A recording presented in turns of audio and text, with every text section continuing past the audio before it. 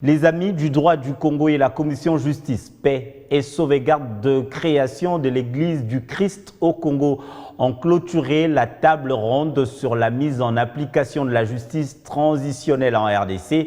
Il ressort de cette table ronde plusieurs recommandations qui seront présentées au chef de l'État en tant que garant de la justice. 2 jours étaient suffisants pour les Amis du droit du Congo ainsi que la Commission Justice, Paix et Sauvegarde des créations de l'Église du Christ au Congo pour réfléchir sur la mise en place d'une justice transitionnelle en République démocratique du Congo.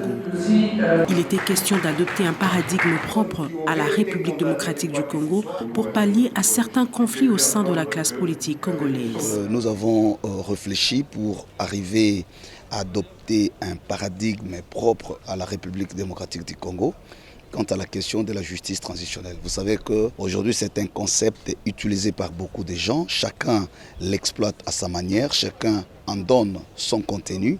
C'est bien qu'il y a, comme qui dirait, des postulats universellement acceptés pour la justice transitionnelle, mais il était quand même important pour nous de faire une lecture contextuelle de notre situation sociopolitique, mais aussi tenir compte des enjeux géostratégiques qui entourent notre pays pour arriver à proposer un cadre théorique, un narratif clair sur la notion de la justice transitionnelle.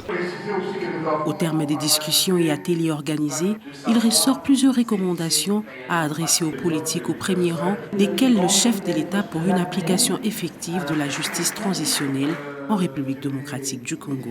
Il ressort de cette table ronde que tous les participants acceptent que le volet justice soit mis en place en République démocratique du Congo. Et peut-être que l'approche vérité-réconciliation avec une nouvelle sévère sera décentralisée, c'est-à-dire une approche nationale avec des entités fédérées. Nous voulons, à la suite de ces travaux, recommander au gouvernement de tenir compte de ce qui existe pour envisager éventuellement une structure faîtière qui viendrait coordonner et renforcer d'ailleurs le travail qui est fait par ces initiatives de justice transitionnelle qui existent par ailleurs au niveau de certaines provinces et au niveau de certaines localités. Cette activité a eu le mérite de connaître la participation du vice-ministre de la Justice qui a eu le privilège de clôturer 6 assises.